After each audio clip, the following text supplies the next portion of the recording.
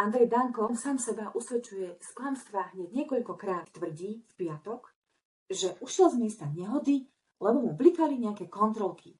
V nedeľu v RTVS povedal, že ušiel z miesta nehody, pretože mal zranenia, ktoré si potreboval ošetriť. V pondelok už zase tvrdil, že mal vybité zuby.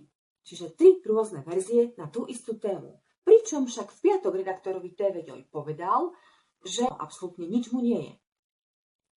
Druhá vec, ktorou sa usvedčuje z klamstva, v nedeľu povedal, že bola vykonaná u neho dýchová skúška s negatívnym výsledkom.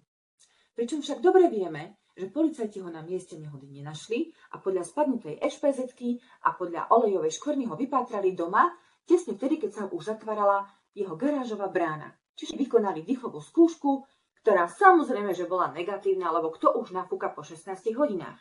Je otázne, prečo policajti nevykonali krvnú skúšku,